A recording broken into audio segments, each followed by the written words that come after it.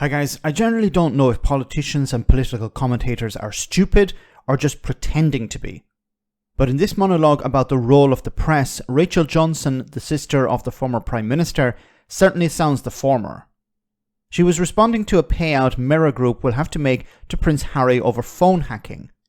Rachel first admits that it was bad for the print media, but somehow also bad for Prince Harry. Then she goes down a bit of a rabbit hole. Have a listen to this. I find it hard to see who is the winner here.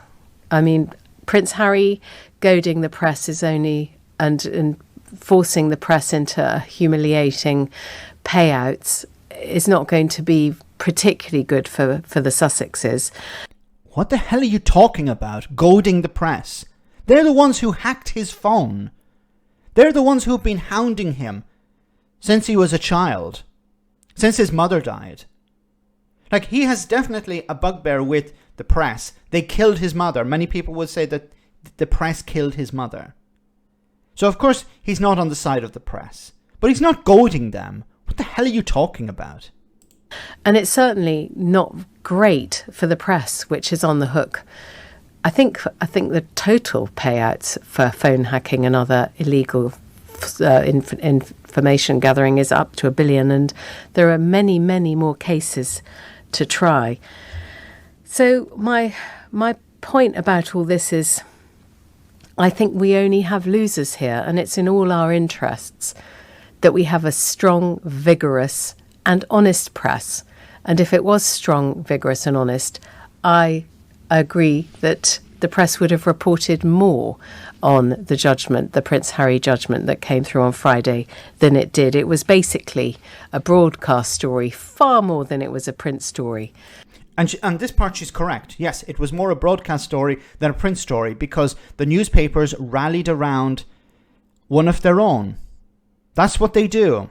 They shouldn't do that. They should actually broadcast the news. They should print the news. But instead they wanted to protect one of their own. And we saw this before when it came to journalists moving from real outlets in the broadcast media to the likes of GB News. Recently, a journalist, I think he was from Sky News, moved from Sky News to GB News, and he was congratulated on this by journalists, which should not be happening because GB News is not news, it's propaganda. And of course, the print and broadcast are in competition, so you can sort of understand that. So my question is, who wins out of this? Has Prince Harry done the press lasting damage? Do you think that as a result of the judgment that went against Mirror Group newspapers, we're going to see some sort of state regulation of the press? I genuinely hope not. I don't want the press to be in the last chance saloon at all. I want to see newspapers thrive. This is my industry, and I think it's in all our interests that we have a thrive. And we've got the most wonderful newspapers in the world in this country. You read the newspapers in the States or in France, they're very dull. They're not entertaining at all. They're not entertaining at all. She actually went there. The newspapers in France, in the US are dull. They're not entertaining. Rachel, what part of newspaper do you not understand? It says it in the name, news. It's supposed to report the news. It's not supposed to be entertaining. My goodness.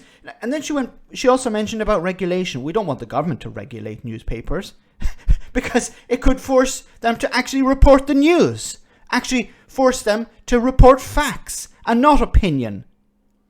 And then the icing on the cake, the greatest newspapers in the world. You're just reporting on a newspaper that has hacked into someone's phone and is now having to pay out over it. And you're saying the greatest newspapers in the world. The Daily Mail, which has just recently hired her brother to pump propaganda. That's the greatest newspaper in the world. The Daily Express, that's constantly saying about how the European Union is on the brink of collapse. The scum, I'm not even going to go there. And finally, the Daily Telegraph that used to hire her brother, that has been pumping the Tory party since I don't know how long. Lying to the public, gaslighting the public, trying to turn the public against asylum seekers, people on benefits, you name it. while protecting the upper and the richer classes. How can you look at these outlets, these print outlets, and say these are the greatest newspapers in the world? I understand that you're part of that problem, but what you need actually is government regulation. Now, when it came to the phone hacking, if Prince Harry or any other individual was suspected of breaking the law, then the newspapers should go to the police and report it to the police. And if the police deem it necessary, they should hack the phone. But only in the case of maybe a serious crime being alleged, or maybe terrorism. We can have an argument about whether people's phones should be hacked in the case of terrorism or serious crimes. But this was not the case. They wanted dirt on him.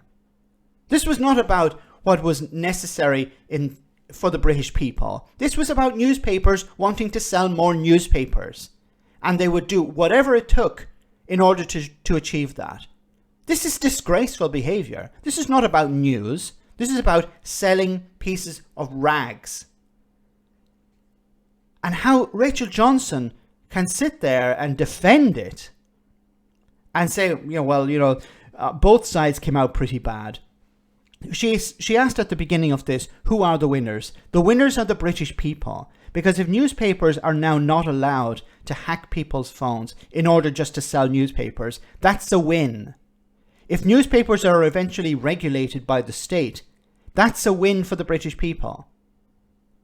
So many people voted for Brexit because of what they read in some rag of a newspaper.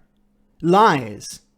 Look at the Daily Express, for example. Open it at any stage, any day, and you'll see an article from Ben Habib or from John Redwood or some Brexiteer talking about how the EU is about to collapse and how the EU is a foreign enemy or something like that.